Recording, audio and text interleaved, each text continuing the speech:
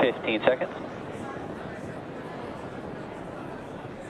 T-minus 10, 9, 8, 7, 6, 5, 4, 3, 2, 1. Engines full power. And liftoff of Transporter-8. Go Falcon, go Transporter. Falcon 9 is pitching downrange. Stage 1 propulsion is nominal.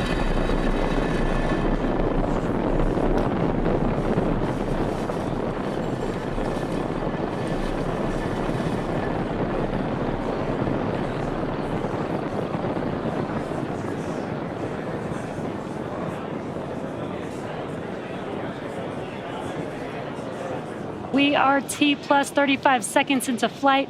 Falcon 9 has cleared the tower at Space Launch Complex 4 East. We are currently throttling down the engines in preparation for Max Q, and great view you can see there on your screen of the vehicle. Max Q is the point Falcon 9 is supersonic. Max Q is the point of maximum aerodynamic stress that the vehicle will see on set. Max Q.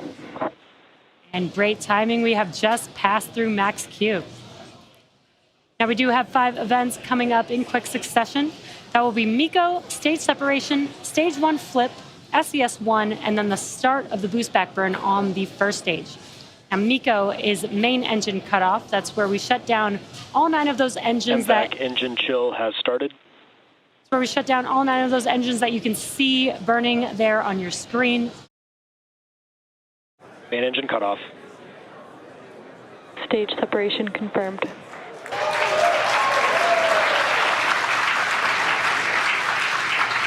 Stage 1 boost back start. And back ignition.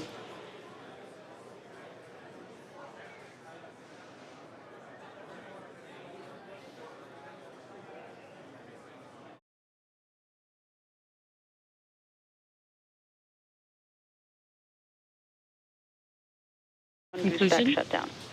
And there we heard that call out for boost back burn shutdown. Fairing separation confirmed. And there you can see the deployment of our fairing halves. They are now making their way back down to Earth. Stage 1 trajectory nominal. Great call outs there. Now the next major milestone coming up is the entry burn on our first stage, which is scheduled to occur around the T plus 6 minute mark.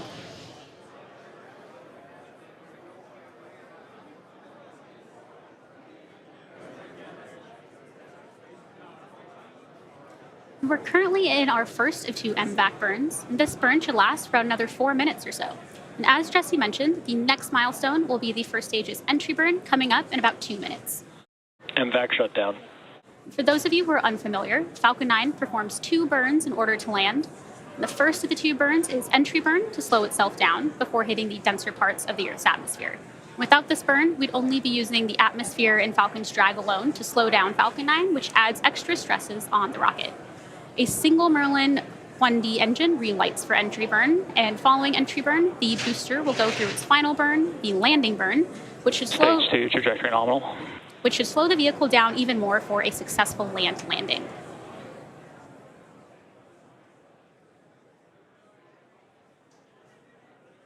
And as you can see on the left side of your screen, we have 2 out of Falcon's 4 hypersonic grid fins in view. And they measure 4 feet by 5 feet and help us guide the booster to the landing site by actively changing the vehicle's center of pressure.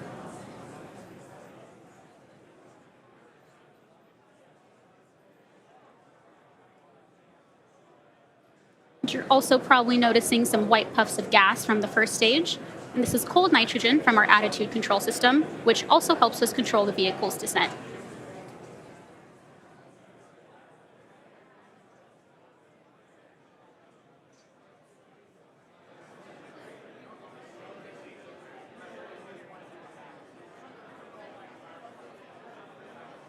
And again, the next major milestone we are waiting on is the beginning of our stage 1 entry burn, which is about 30 seconds away.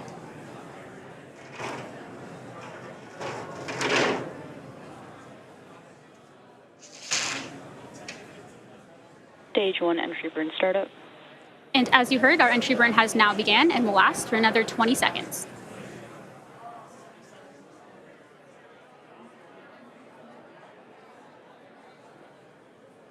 Stage 1 entry burn shut down. Stage 1 FTS has safed. We've now completed a successful entry burn, and now that our entry burn has been concluded, Stage 1, trajectory nominal. the first stage has one more burn left in preparation for landings. Transponder. As I mentioned earlier, we will be attempting to recover this booster for the 9th time today and are targeting a land landing on landing zone 4. We can expect that landing burn to begin in just a few seconds. Stage 1 landing burn.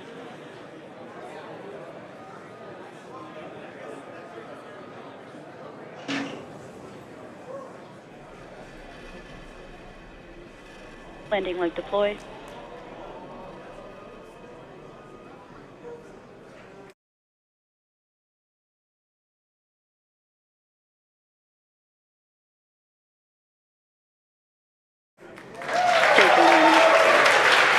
And as you saw and probably just heard, we had a successful first stage landing at landing zone 4. Stage 2, terminal guidance. Marking the 9th landing for this specific booster. It also marks SpaceX's 200th landing. Stage 2 FTS has safed. 200th landing of an orbital class rocket.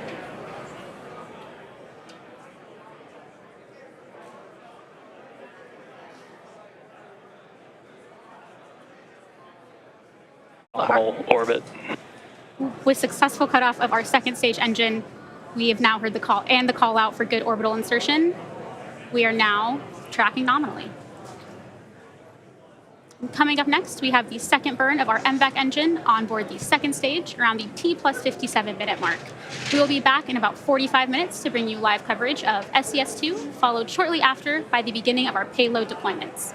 Until then, enjoy these space views, and we will see you soon. Expected loss of signal, Vandenberg.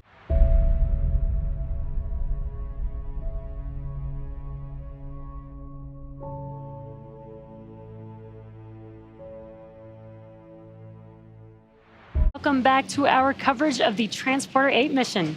We've had a great mission so far with an on-time liftoff at 2:35 p.m. Pacific time. We recovered our first stage vehicle at landing zone 4 for the 200th landing and completed the first of 2 second stage burns.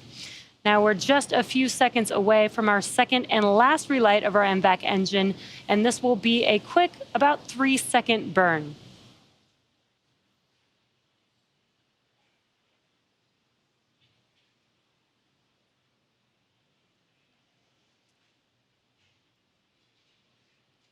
And there you could see the MVAC engine ignite very quickly. Again, just a 3-second burn. That was SES-2. Nominal deploy orbit. And SECO-2, and we just heard the confirmation of good orbit. So with that, it looks like we're on track for payload deployments to start in about 3 minutes.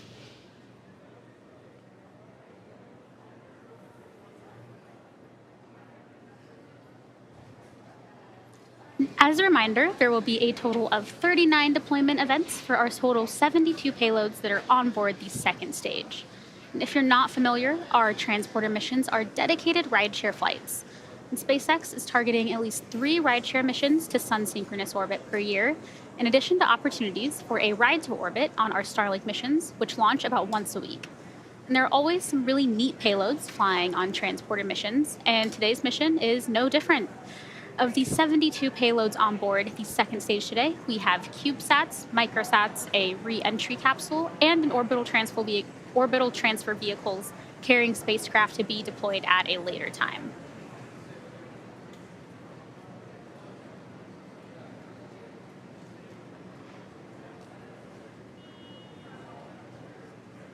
And we're about 1 minute out from the start of our first set of deployments. As a reminder, we'll have a short blackout period of no ground station coverage during our deployment sequence.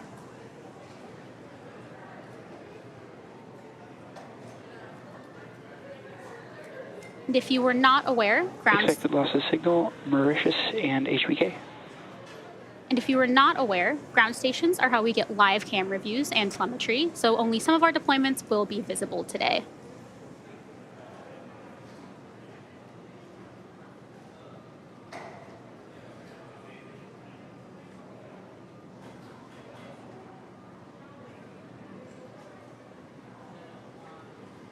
As a reminder, there are a total of 72 spacecraft that will separate from the second stage between 39 deployment events. The first 8 deployments will occur during a time where we won't have great access to ground stations, and therefore we won't have any live views, but should be able to confirm deployment based on the telemetry and data that we get from the second stage. Now, the first set of deployments should be starting here in a few seconds.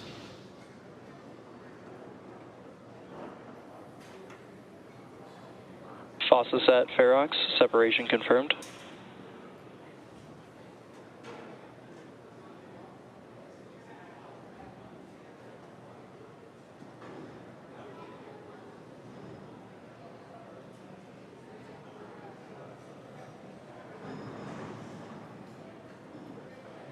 AII Delta, separation confirmed.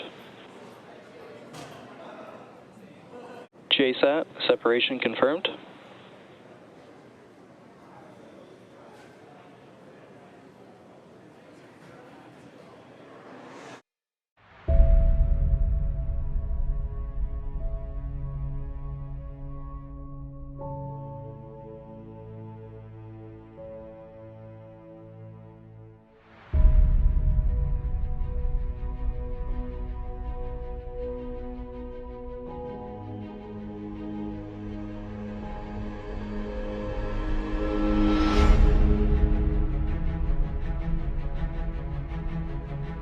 Iris-1, separation confirmed.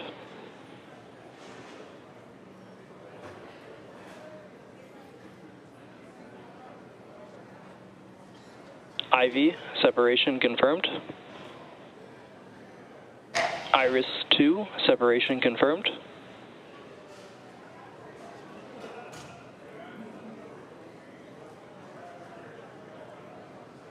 Lemur-2, Embryonos, separation confirmed.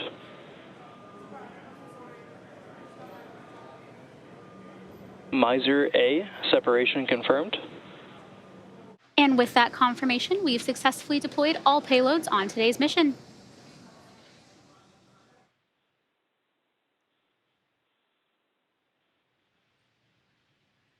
If you're interested, a full listing of today's payloads can be found over at spacex.com. We would like to thank all of our rideshare customers for their support on today's mission, and of course our viewers for your continued support. As I mentioned earlier, Transporter-8 marks SpaceX's 40th mission of the year. That's 40 launches in just 6 months, and it marks our 200th landing of an orbital-class rocket. It's taken a lot of hard work and dedication from our teams to get to this milestone today, and to give you an idea of what 200 launches and landings look like, we'll leave you with an animation showcasing our past and current launch manifest. Thanks for tuning in, and we'll see you again soon.